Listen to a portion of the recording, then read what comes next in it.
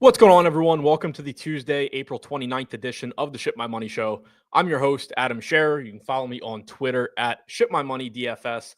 10-game MLB slate tonight starting at 7:05. 4-game slate starting before that, turbo slate. Not going to talk about that, but it is out there if you want to play it. Going to go through game by game as usual, talking about DraftKings tournament strategy using the Run the Sims projections that you can see on the screen. Going to go game by game, get into talk about each player, talk about what my player exposures would look like right now, what the field's projected to do, all that stuff, so you can hopefully use it to improve your lineups and get a better feel for the slate. Quick reminder, if you are playing multiple sports, NBA starts tonight at 6 p.m. instead of 7. That's why I started a little bit early on the show, was to be done in time to deal with NBA. But don't forget to get those lineups in if you are going to play that. But going to be talking MLB on this one. As always, feel free to throw your questions in chat. We'll answer those as I see them. Don't forget to hit the thumbs up button, subscribe to the channel. All that stuff helps out quite a bit as far as me doing these shows. Touching on weather at the top, it doesn't look like we have too much to worry about on this slate. Looks like the biggest rain concerns are in games that are before this slate starts.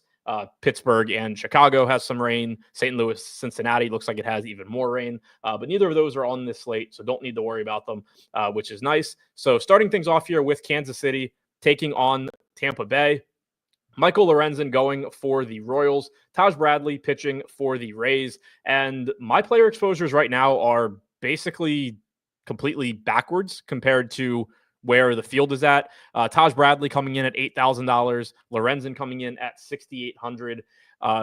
Not an easy matchup for Bradley. And a reminder that with no Tropicana Field, Bradley pitching at home is much worse than it was in the past, where Tropicana was a very strong pitcher's park. That is not the case where the Rays are playing right now, but still a decent projection on Bradley here, coming in just shy of 14 fantasy points. He is a good strikeout pitcher. Going back to the start of last season, he struck out 25.9% of hitters. 3.71 xFIP is good. He does give up power. 1.41 home runs allowed per 9 innings. That is something that I think is a little bit concerning given the change in park that I just mentioned. He was somebody that, he's pitching in Tropicana, his home park was going to help mitigate his biggest weakness, which is those power numbers. Now he's in a park that is actually going to play them up a bit. So far this year, though, he has done a pretty good job limiting power. 139 expected ISO to righties, 170 to lefties. Going back to last year, it's 179 to lefties, 186 to righties. So it's not like horrible power numbers anyway, but, just more power than you normally see from pitchers as talented as Bradley. He's projected for 17% ownership. I'm only getting about 3% right now. It's not a great strikeout matchup against Kansas City, but it is worth noting that you're getting Kansas City outside of Kauffman Stadium. Kauffman Stadium is one of the most difficult parks to get strikeouts. So that does artificially deflate the strikeout numbers for Royals hitters if you're not making park adjustments. Like if you're just looking at their strikeout percentages across the board, it's going to give you numbers that are a little bit lower than are actually true because of where they play their home games. Still, though, it's not a good strikeout spot. The Royals overall, since the start of last season, have the second lowest strikeout percentage against right-handed pitching at 18.2%. Even if you do, assume that increases a bit for them being on the road, you're probably talking about something in like the 20% range. So still one of the lower strikeout percentages. If you want to get the Bradley, I think at 8K, he's fine. There's certainly a ceiling there, but I'm not really getting to him. I am getting to some Lorenzen, though, which I don't love, but it is a pretty decent strikeout spot for him here. The Rays active roster since the start of last season is top 10 in strikeout percentage against right-handed pitching. They only have a 94 WRC+. Lorenzen's not a great pitcher by any stretch, but he is pretty cheap at 6,800. There are going to be plenty of bats you want to get to on this slate with there being so many games, including a game in Coors Field. So right now, at least, I am getting to Lorenzen as a value SP2, as a way to be a contrarian. And as you can see on the screen, we do have him projected for 12.5 fantasy points. So relatively high projection for him for the salary, decent points per dollar. Certainly somebody that, when I rerun everything with fully confirmed lineups and full, more up-to-date ownership and all of that, maybe he falls off. I don't think it's a spot where I'm looking at it and I love him at low ownership, but at 6,800, if he does show up, as long as the rest of, my lineups around him are good, I'm fine with it. He's not a good or great pitcher by any stretch, only an 18.5% strikeout percentage since the start of last season, 4.8 xFIP, certainly leaves a lot to be desired. And ideally, I do just find ways to get to other pitchers. But, if he is showing up as an SP2, I'm okay with it, I guess, especially, assuming that he is low owned as well. Moving over to the offenses here, not a ton of ownership coming into either side. The Tampa Bay side is, of course, as you would expect, getting more ownership than the Royal side, given that the matchup against Lorenzen is better. Yandy Diaz leading the way at 13% projected ownership. He is our highest projected hitter on Tampa Bay as well, as you can see on the screen. Chandler Simpson projected for about 11% ownership. He is leading off. He gives you a ton of stolen base upside, as you can see here. There is a little bit of pinch hit risk, but not as much as maybe you would expect here. So he looks like a pretty good value play. Brandon Lau, Junior Caminero, Jonathan Aranda, these guys all getting like 5 to 10% ownership behind Diaz and Simpson. I think from a point per dollar standpoint, they look pretty good. They're pretty cheap. Diaz coming in at 3,800 as well. Lorenzen, as I mentioned, does give up some power. Going back to the start of last season, 206 expected ISO to righties, only 119 to lefties. Does have a pretty good changeup that he's thrown 28% of the time to left-handed hitters that helps to mitigate their production compared to righties. So you have actually seen reverse splits there, which again does point to Yandy Diaz as probably being the guy that I would want to get to the most from Tampa Bay. I think that this does look like a very good matchup for him. You have right-handed power at a pretty good price tag. Also, multi-position eligibility for him on DraftKings. Caminero has plenty of power as well. But I'm personally not getting to too much of Tampa Bay. I am, like I said, getting to some Lorenzen. Certainly something that could change. Again, I don't think it's a strong stand or anything. I would be fine getting to the Rays against Lorenzen. The Royals are getting less ownership, as you would expect. Bobby Witt Jr. leading the way at about 10%. Obviously, anytime you get to him is perfectly fine. He's going to be one of the highest upside shortstops on any given slate, and his ownership is relatively low.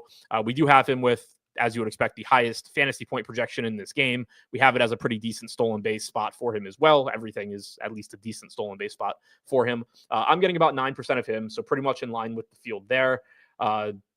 Jonathan India getting 9% ownership, third base outfield eligible, leading off at 3,200. I'm not getting to much of that. I'm not getting to too much KC as a whole. Again, Bradley is a good pitcher, but I am getting some Bobby Witt. I'm getting some Vinny Pasquantino. I don't have any issues with that. Like I said, Bradley does give up some power. You get stolen base upside with Witt. So there is plenty of upside here, but also 10-game slate, plenty of other offenses to want to get to.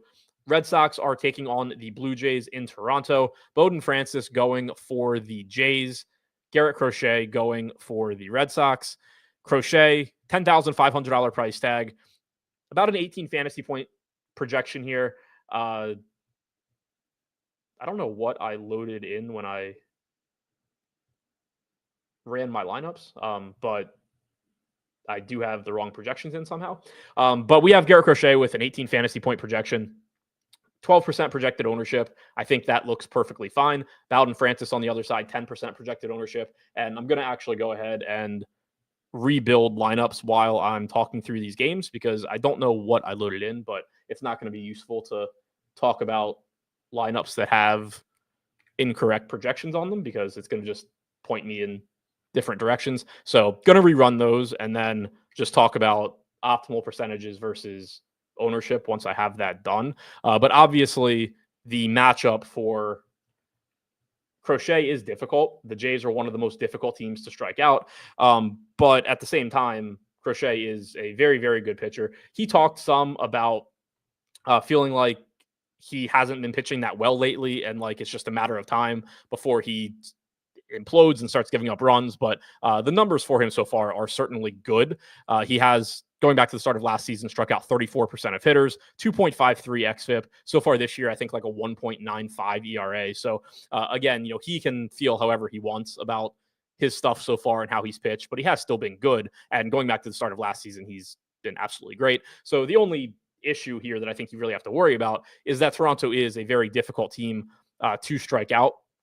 since the start of the 2023 season. They have the lowest strikeout percentage on their active roster against left-handed pitching at 17.5%. So that is going to pull down Crochet's projection a bit.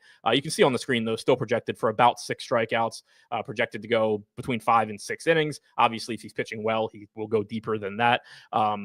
So if you get to Crochet, great. I do think the price tag is a little bit concerning given the lack of strikeouts in this matchup.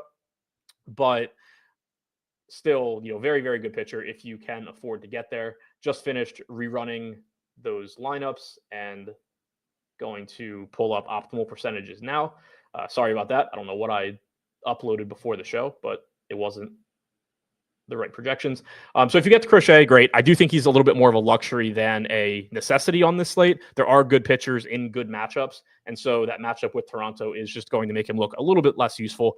Bowden Francis on the other side certainly has shown signs of upside, both last year and so far this year. Projects for about 13 DraftKings points at 7,300. Tough matchup for him here against the Red Sox. It is not in Fenway, so I mean that's good at least. This, when you're talking about Red Sox matchups, but still not a spot that I really want to go out of my way to target. Francis has struck out 23.5% of hitters with a 3.99 xFIP since the start of last season. So, again, solid pitcher, not somebody that I have a huge issue with if I am getting to him. But as far as optimal percentage goes and ownership goes, he's getting 10% ownership, 13% chance of being optimal. So I think perfectly fine as an SP2, but obviously a scary spot. On the other side, Garrett Crochet, 12% projected ownership, 12% chance of being in the optimal lineup. Somehow I still am not uploading the right thing. Oh, never mind. Okay, yeah, I'm good now. So yeah, Crochet basically correctly owned this at 12%. Francis maybe going a little bit under owned, 10% ownership, 13% chance of being optimal. So as an SP2, there is a lot of risk with Francis, but again, he is a solid pitcher overall. There is some strikeout upside there for him. 25.9% K percentage against righties since the start of last year, 17.5% against lefties. So you do have splits there. Pretty balanced Boston lineup. They have 5 total righties in there, 4 lefties. The top 6 is 3 lefties and 3 righties. So nothing that really stands out there as far as splits go for Francis. I think at this price tag, it's just kind of a boom or bust spot where he does have some strikeout upside. He is a solid pitcher overall, but the matchup against the Red Sox is certainly scary as well. Offensively, there is not a ton of ownership coming into this one. Rafael Devers getting the most ownership in the game at 7%. The Red Sox are a little bit more popular than the Blue Jays, as you would expect, given the implied run totals in this game. About 4.5 for the Red Sox, about 3.5, 4 for the Blue Jays. I'm getting a little bit more of Boston. I think that they do look like they're going a little bit under-owned. Rafael Devers, Jarren Duran, Alex Bregman, Trevor Story, Willie Abreu. Obviously, all these guys can do quite a bit of damage, and they're all hitting at the top or in the middle of the order. And as I mentioned a second ago, the left-handed bats here do have a little bit better matchup against Francis. Strikeout percentage about 8.5 points lower against lefties than righties since last year. 205 expected ISO to lefties, 150 to righties. So again, that kind of just points to Devers, Duran, Abreu, Tristan Casas at 3,400 as being in a little bit better spot. If you look at home run projections in this game, Devers and Duran both at the top, Abreu and Bregman tied with Duran. So Casas right here as well. So we have these left-handed bats looking really, really good in this spot against Bowden Francis. So I wanted to point that out. On the Toronto side, going against Crochet, no ownership coming into this team, and I don't think that there should be. You have 20 offenses on this slate. I don't really think that singling out the hitters against Garrett Crochet is a route that I want to go, especially with him only projected for like 10 to 15% ownership. You're not even getting much of a negative correlation with the field spot because he's just not going to be that popular at his price tag. So I don't really see much reason to be getting to the Jays. Arizona taking on the Mets in New York, about a 4.5 to 5 implied run total for the Mets, about 4.5 for the Diamondbacks. David Peterson pitching for the Mets, Eduardo Rodriguez pitching for Arizona. About 13 fantasy points projected for Peterson, about 12 projected for Rodriguez.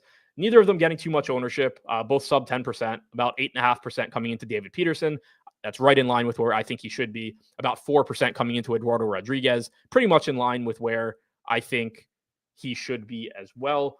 Not a great matchup for either pitcher. Both of these offenses certainly have talent. David Peterson, since the start of last season, striking out 20.5% of hitters with a 3.87 xFIP. Rodriguez, a little bit more strikeout upside at 23.3%, 3.73 xFIP, but he is also $800 more expensive. So I think both, viable SP2s, but neither one looks all that appealing. I would expect to get to a little bit more Peterson than Rodriguez. Offensively, not a ton of ownership coming into this one either. You have a park that is not great for hitting home runs. You have two competent pitchers on the mound. On the Arizona side, Randall Grichuk getting the most ownership at 6%.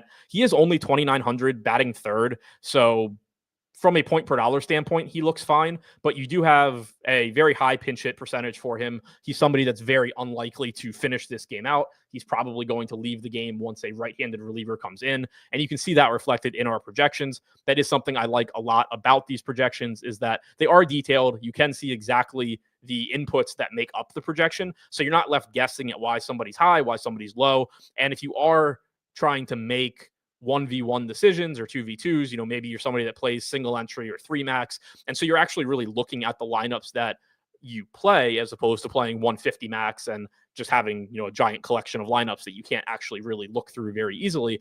You can use that certainly as a tiebreaker. Obviously, it goes into our projection as well. The way that we create our projections is running a bunch of sims on our in-house play-by-play sims model. And then the projection is the result of those sims. So it does go into the projection that Grichuk is getting pinch hit for like 40% of the time. But you can still, when you're trying to make a final decision, see those numbers right in front of you, which I think is really useful. Also, while I'm on the topic of that, we do now have available, I'd alluded to it yesterday, but if you sign up for our projections, you can also download the browser extension on Chrome or Mozilla so that you can actually see the projections overlaid onto your DraftKings lineup page as well. So if you are going through lineups, maybe you're trying to late swap, 1 or 2 spots because somebody ends up not playing or whatever it may be. Maybe your lineup's doing well and you want to swap to higher projected players. You can very easily see that on your screen now. And if you are somebody that, does hand build or whatever, and it doesn't make sense for you to pay full price for our projections, we do actually have a second option now. Only $10 a month. You can get access to the overlay itself. So you won't be able to go in, download the full projections file and use it to build lineups or anything, but you will be able to just get those projections straight on your screen so that you can build lineups by hand if you want using those. So that is available.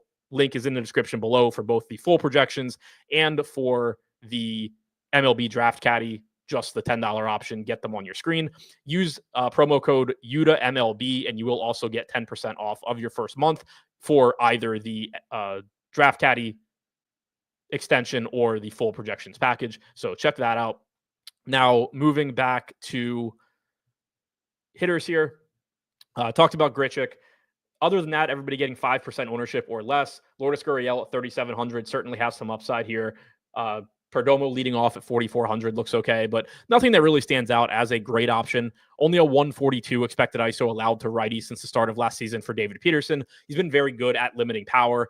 He does have a much higher strikeout percentage against lefties than righties, 30.1% K percentage to lefties, only 17% to righties, but he still hasn't given up a lot of power to those right-handed bats. If we look at the Arizona lineup, only 2 left-handed hitters in there in Corbin Carroll and Pavin Smith. So again, not a great strikeout spot for Peterson when you consider those splits, but not necessarily a spot that I want to be attacking too heavily on the offensive side either.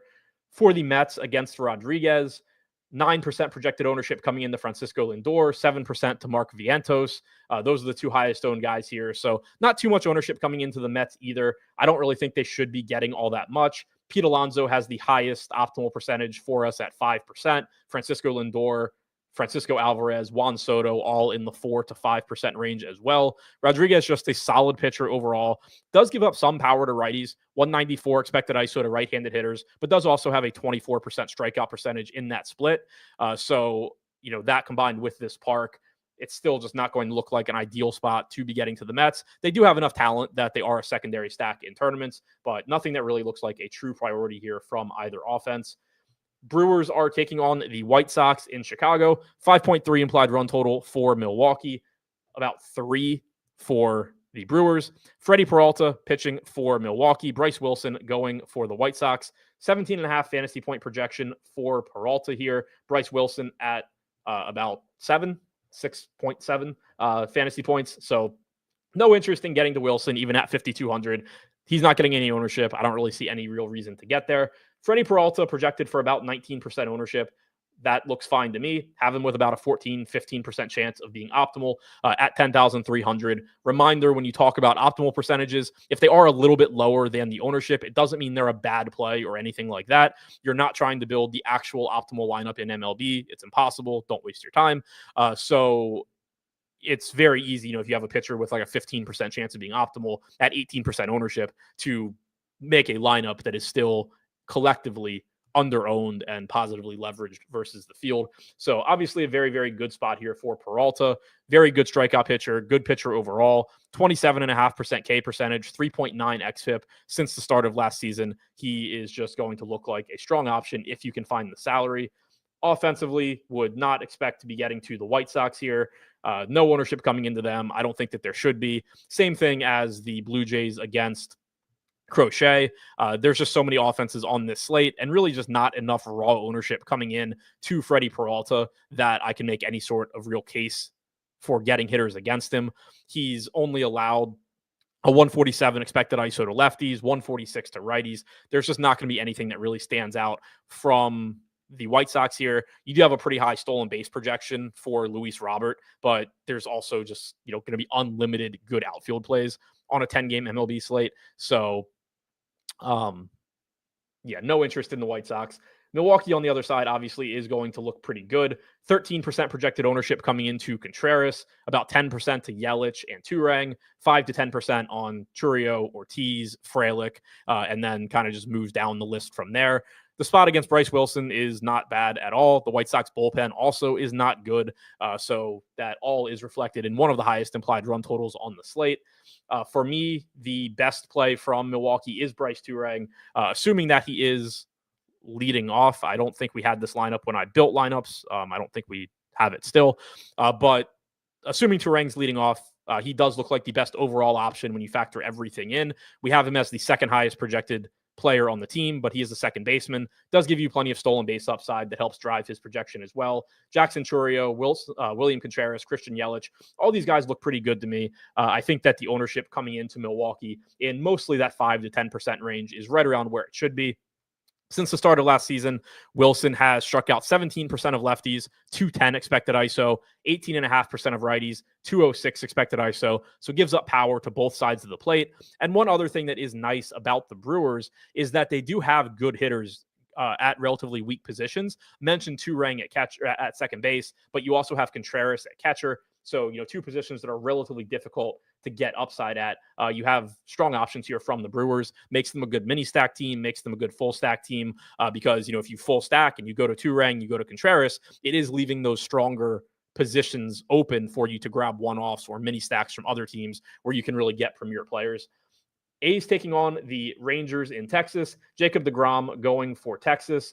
Jacob Lopez going for Oakland or Sacramento or the A's, whatever the hell they're called. Lopez not getting any ownership, and I don't think he really should. $6K salary showing up as optimal 3% of the time. 33% projected ownership coming into Jacob deGrom. Good strikeout matchup here against Oakland, but it is the A's, but it is an A's team that does have, quality hitters, does have some power in their lineup. DeGrom showing up as optimal about 17% of the time using our projections. So there is a little bit bigger gap between DeGrom's ownership and how often he's showing up as optimal versus pitchers like Crochet and Peralta, who are more expensive, do have less ownership. But DeGrom's still a good pitcher. Doesn't look like he is as good as at his peak. Obviously, has had plenty of injuries throughout his career. Stuff plus so far this season in 27 innings pitched, down to 104.5. So still above average stuff. But for context, last year it was at 116. This year, he struck out 24% of hitters. Last year, he struck out 32%. His fastball velo is down about half a mile per hour so far this year. Certainly possible that this all rebounds and you just start to see last year's Jacob deGrom again sooner than later. That is entirely possible. But you do also have this pitcher that has had injury after injury, is getting older, and now looks like he just has good but not great stuff. So I think he's a good play here, just probably not quite as good as the field thinks. Asking about how Kyle Freeland shares went the other day, I ended up not having any. I barely had any on the show. You not being able to hear or comprehend words isn't my problem. But you never sent me that head-to-head, which really sucks because I would have loved to take your money. Feel free to do it tonight. Moving on to the offenses here. Good park for home runs. Obviously a much better matchup for the Rangers than the A's. 14% projected ownership coming in to Semien, 12% to Langford, 11% to Pilar. We saw Pilar do absolutely nothing for us last night in the leadoff spot against the lefty. Did get pinch hit for later on in that game. He is not in the lineup tonight, so we didn't have that Texas lineup when I built lineups. Wyatt Langford is leading off, so a lineup upgrade for him. Josh Smith is hitting second. Higashioka is DHing, hitting third. So I do want to point that out with Higashioka. It's not probably going to be in the projections since we didn't have the lineup yet. We have him with an 11% chance of getting pinch hit for. That is probably actually a little bit higher because of him DHing instead of catching. I mentioned it yesterday, but when Higashioka is catching and Heim is DHing, you really can only pinch hit for him in his final at bat, which you did see Jock Peterson hit for him in, I think, the 8th inning yesterday. But you can't do it earlier in the game. Whereas when he's DHing and Heim is catching, it makes a big difference in terms of pinch hitting because whenever a right-handed pitcher comes in for the A's, you can pinch hit with a lefty for Higashioka. You don't have to worry about the positional issue. So that does make Higashioka look a little bit less than a little bit worse, certainly worse than he did yesterday. And it does pull down Texas a little bit. But I do like Wyatt Langford a lot. I do like the value on Marcus Semien at 3K. Those two stand out in particular. Other than that, not a ton of ownership coming in here. 7% to Garcia, 7% to Young, 6% to Berger. I think all of that looks fine. Overall, just another stack that looks pretty comparable to a couple of the others that we've already talked about. On the A's side, going against DeGrom, not a lot of interest there. Same kind of thing. Good pitcher, even though I do think he's going a little bit over-owned. Still a quality pitcher overall. No ownership coming into this offense if you wanted to get some Soderstrom, Butler, Langeliers, Rooker, whatever. There is plenty of upside there, but obviously plenty of other good plays on this slate too. Tigers taking on Houston in Houston. 4.1 implied run total for the Astros. 4.3 for the Tigers. Ryan Gusto getting 11% ownership, showing up as optimal about 10% of the time for me. So I think the field's got it pretty much correct there. Reese Olson, 6% ownership, showing up 7% for me. So same thing. Both of these pitchers just looking like secondary options at SP2 that the field pretty much has the correct ownership on them. You can see about a 13 to 14 fantasy point projection for both of them. Reese Olson, since the start of last season, striking out about 22% of hitters, 3.72 xFIP. Ryan Gusto striking out 23% in a limited sample with a 3.37 xFIP. Better strikeout matchup for Gusto than Olson. This Astros lineup, even though it's not quite as good as it has been in previous years, still is very difficult to strike out. So you have that working against Reese Olson here. Offensively, not a lot of ownership. Jeremy Pena getting 6 to 7%. That's the highest owned hitter in this game. To me, the best hitting play is obviously Yordan Alvarez, $4,800 price tag. He is questionable to, we got the lineup. He is in the lineup, so never mind. He is batting third. We have seen him, struggle to open the season, not hitting for a lot of power, but it is reflected in his salary dropping as well. He's showing up as optimal, like 8 to 9% of the time for me. So is Kerry Carpenter. So is Gleyber Torres. All of those guys are sub 5% owned. So you do have some interesting contrarian one-offs that you could get to here, but nothing that really stands out as a priority. I do think the Tigers in particular, though, look like they're going a little bit under-owned. Sub 5% ownership to Carpenter, Torres, Torkelson, Green. All these guys have power. And while Gusto has been solid overall, still, far from a proven major league pitcher. 139 total pitches thrown to left-handed hitters, 192 thrown to righties. So far, only a 142 expected ISO to righties, 287 to lefties in that limited sample. But we know that, Carpenter, Torres, Torkelson, Green, all certainly capable of doing damage here. And this park is better for right-handed power with the short porch in left field than Detroit is.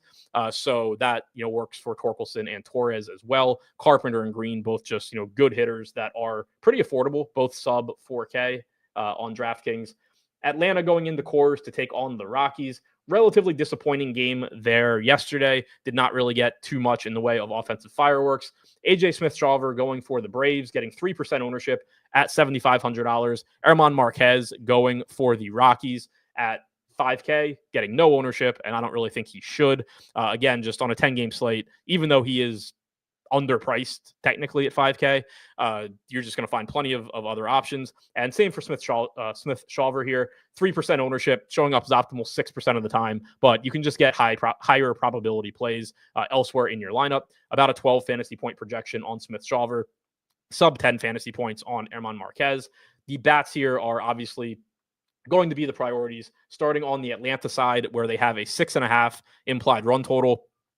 Alex Verdugo getting 19% ownership. The entire team getting double-digit ownership, with the exception of Sean Murphy, who's getting about 6%. But Verdugo, Olsen, Riley, Ozuna, Albies, all like 15 to 20% projected ownership. And then Eli White, Nick Allen, Michael Harris projected between 10 and 15%. I don't have any real problems with any of those. I think they're all going a little bit over-owned relative to optimal percentage. But, again, that doesn't mean that they're bad plays or that you can't play them. You do want to obviously pay attention to the rest of your lineup, though. It's different when you talk about hitters versus pitchers, because if you're talking about like a 5-man Atlanta stack, that is going to be 50% of your lineup spots that are going to guys with double-digit ownership outside of Sean Murphy, and you're going to need to offset that elsewhere in your lineup. But on a 10-game slate, it's relatively easy to do that. There's plenty of pitchers that are not getting a ton of ownership. There's plenty of secondary stacks that aren't getting a ton of ownership. So either one of those going there is fine. It's going to be easy enough to offset. On the other side, for Colorado, about a 5 implied run total here. They are getting ownership today, which is different than the last few slates. And I think that they're going a little bit over-owned. Hunter Goodman at 4,300, batting cleanup, getting 14%, 10 to 15% ownership coming into all of Goodman, Doyle, Beck, Alan Trejo batting 9th, but with second base, third base eligibility at only 2,500. Kyle Farmer, second base shortstop, 3,200, getting about 10% ownership as well. There is going to be some pinch hit risk here. Kyle Farmer getting about a 9% chance of being pinch hit for. Mickey Moniak at 19%, Alan Trejo at 14%, Jordan Beck at 13%, but I think that actually comes down. That number is derived in part by things that have happened in the past, and Jordan Beck's actually been hitting the shit out of the ball lately, so I don't think they're very likely to end up going in and pinch hitting for him here. But there is at least some chance they do. But on those other guys, I do think it's relatively likely. Smith-Shawver since last season, 272 expected ISO allowed to righties in a limited sample, 143 to lefties. If you go back to 2023, sample gets a little bit bigger, 209 expected ISO to righties, 182 to lefties. So he has given up some power. There is certainly upside here for the Rockies, but I think the ownership is a little bit higher than it probably should be. And while both of these offenses are relatively popular, I do think that the ownership for Atlanta is closer to correct than for the Rockies. San Francisco taking on the Padres in Petco. We go from a game with like an 11.5 total to 10.5 total to a game with a 6.5 or 7 total. So not nearly the offensive spot. Logan Webb going for the Giants, Nick Pivetta for the Padres, and both of these pitchers look good. They would look better if this game were in San Francisco, but either way, they're both good pitchers. Nick Pivetta, about an 18.5 fantasy point projection at $9,500. That is the highest pitcher projection that we have talked about so far. Very happy to get to him here. This park, I saw somebody mention it in chat. I think it was Steven Leibowitz. Or it was Einsteinium said, San Diego #1 in park factor for right-handed home runs. Any interest in either side of the game? Not sure if you covered that game yet. No, I hadn't. And it has been good for right-handed power since last season. I don't remember what the change was, but there was some change that did, I think, make that park a little bit better for power, and we saw it last year. But it's still a spot where I'm more interested in the pitching. There's just so many good offensive spots on this game to get to. I think that, you can go to either offense here, given that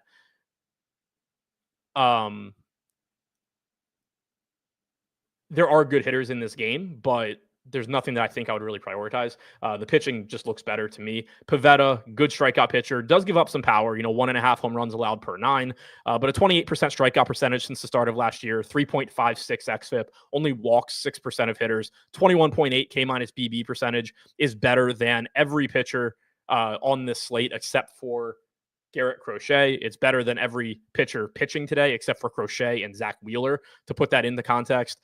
Second highest strikeout percentage on the slate as well, behind Crochet. So really like Pivetta here. And then Logan Webb, it is a park downgrade for him getting out of San Francisco. It is a very difficult strikeout spot against the Padres, but he is only getting 16% ownership. He's showing up as optimal about 17% of the time. He is a very good pitcher overall.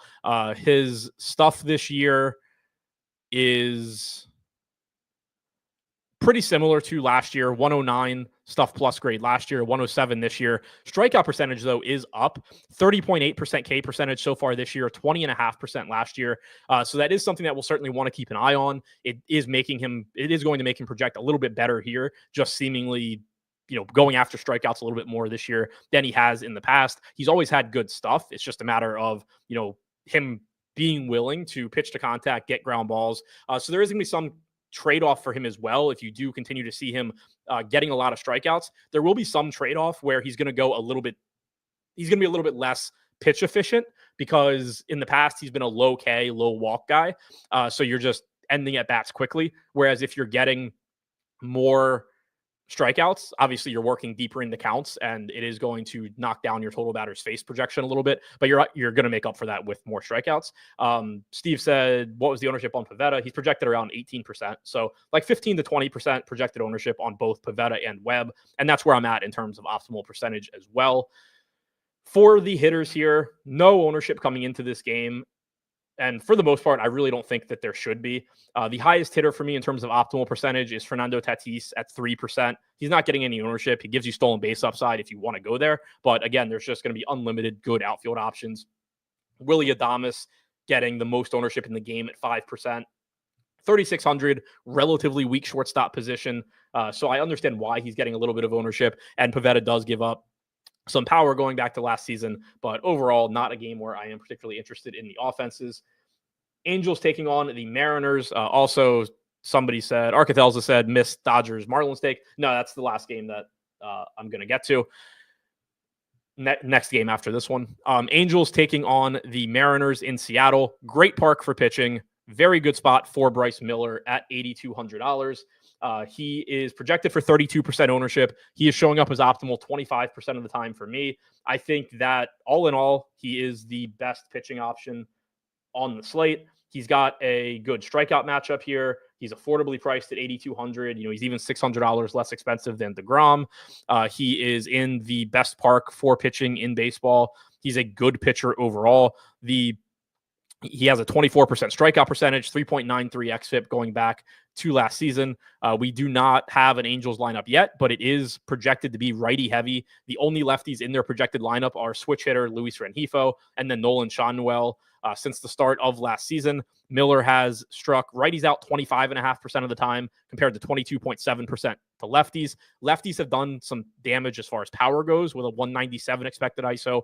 Righties only at 125. So this matchup in this park against a team that is likely to just roll out a lot of right-handed hitters, all of their best hitters are right-handed. It just sets up really nicely for Miller. And that's kind of the thing here too, is, we're talking about a projected lineup. Maybe they do mix in another lefty or two, but the only guys on the Angels not that Sean Wells a bad hitter, but he doesn't have a lot of power. Not that Rengifo is bad, but like the guys that you're most concerned about on the Angels, Ward, Trout, Solero, Hoppy, Neto, these guys are all right-handed. And so like, if you wanted to bench those guys for lefties, like sure, go for it. But one way or the other, it sets up as a really good spot for Bryce Miller.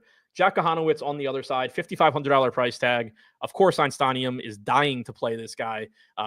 But to answer your question, yes, like he's in play in the sense of like, if you have $5,500 and you just have like a stud packed lineup and you want to punt SP2, he is in a great park. The Mariners do strike out. He's showing up as optimal 6% of the time. In terms of Do I have any actual interest in playing him? No, I don't. I think he's one of the worst DFS pitchers to ever be in a starting rotation.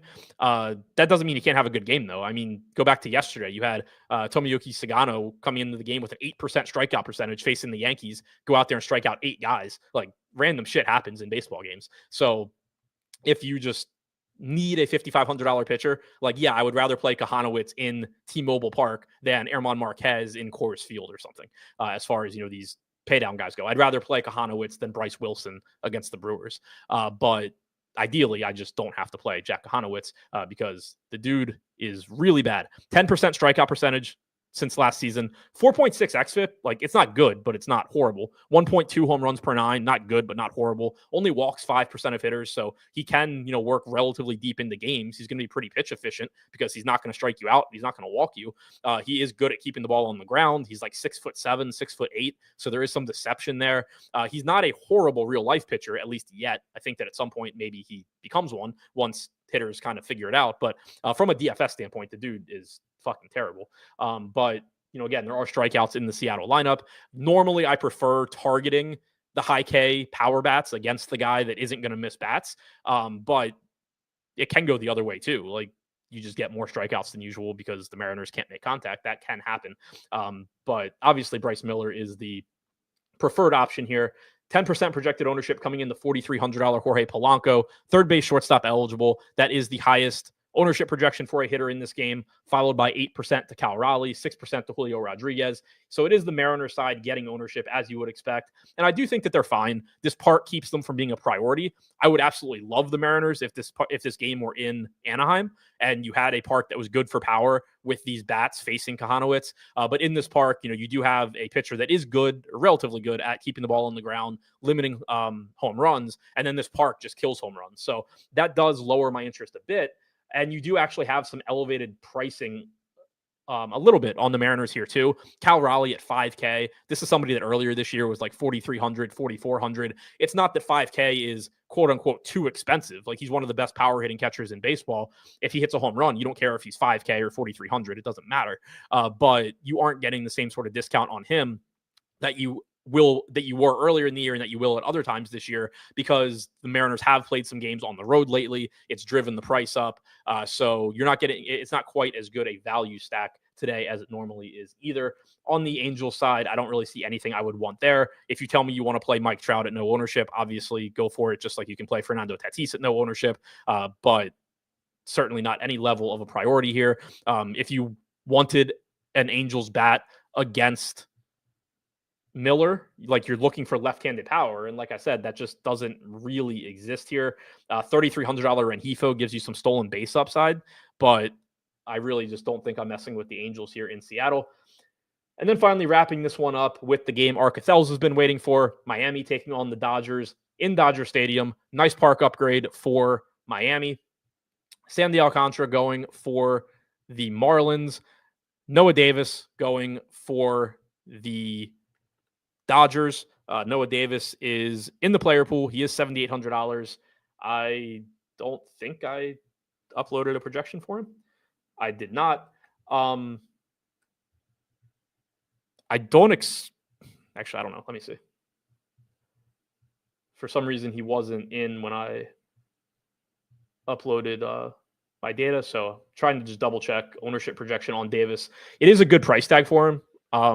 The matchup is good against Miami, obviously.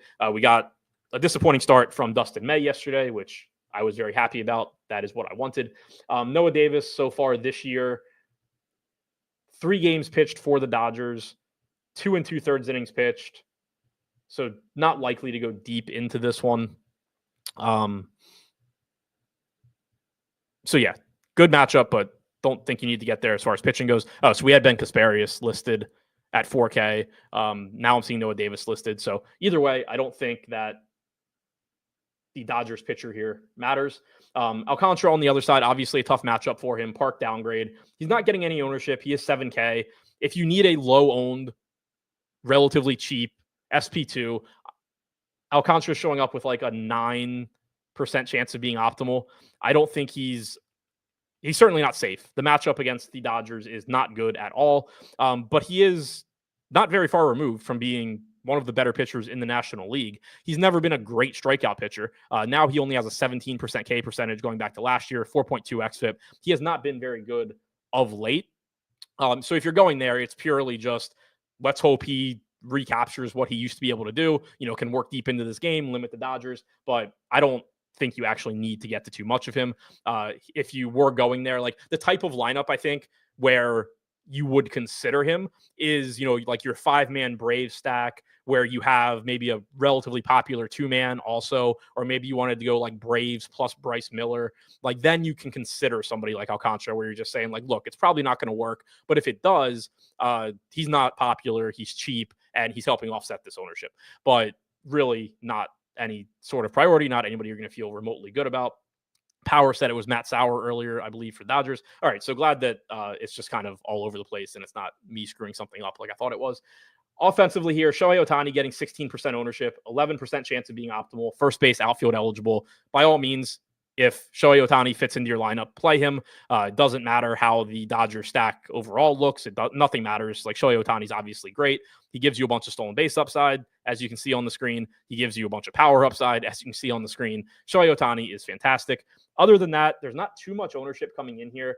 Mookie Betts getting 6%, Max Muncy, Tommy Edman, Freddie Freeman all getting about 5%. And the Dodgers really just look like they all have like 5 to 8% chances of being optimal across the board. So I do think they're going slightly underowned. This is a good park for power. It's a good park for offense. Obviously, we don't really know what Sandy Alcantara is at this point, but he is getting that negative park shift, getting out of Miami, going into Dodger Stadium. Very limited sample since the start of last year. Only 212 pitches thrown to lefties, 199 to righties. Lefties have done more damage with a 257 expected ISO compared to a 132 expected ISO. If you go back to 2023, 159 expected ISO to lefties, 156 to righties. So no real splits there if you go back to his last full season.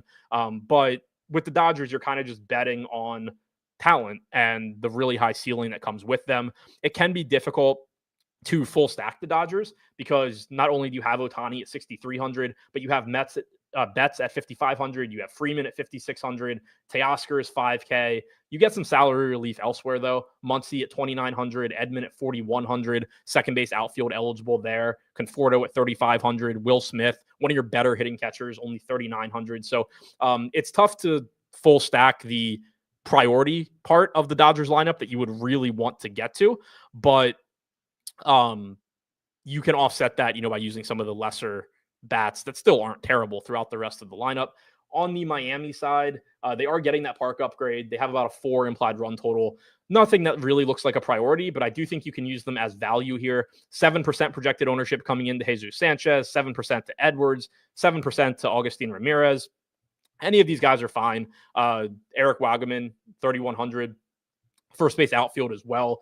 So if you want to use, I think it's probably more of like a mini stack team. Get to like the expensive Braves bats and then offset some of that salary with $3,100 Jesus Sanchez and $3,700 Ramirez or something like that. Or maybe if you're playing the middle of the order for the Dodgers, you run it back with a couple guys from the other side as well. So if you want to use Miami for some value, I think that's fine. But still one of the lower implied run totals on the slate. Arcathelza said, in the slightest way, do you think you could take a chance on a Dodger bullpen arm? I wouldn't on a 10-game slate. Like, the opportunity cost is just so high for every position. And when you have 20 offenses, there's just going to be good value plays that come out of those offenses. Because obviously, like, anybody that hits a home run is just naturally a good value. Anybody that doubles and steals a base is a good value if they're like 3K or something. So you're just going to have good values from offenses, and it's going to make it really difficult. Like, let's say you take some 4K guy that pitches 2 innings and he scores like 12 fantasy points. Obviously, that's, good.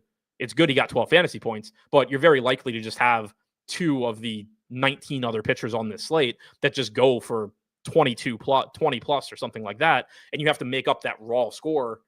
And it's going to be very difficult because there's just so many hitters on the slate. Like, there's going to be cheap hitters that score 15, 20 fantasy points. So I wouldn't do it on this. Maybe on the 3-game night slate if you wanted to. I'd consider it there. But on the 10-gamer, I wouldn't do it. So to recap, top plays for me, if my screen unfreezes, that's a really unfortunate time for that to happen.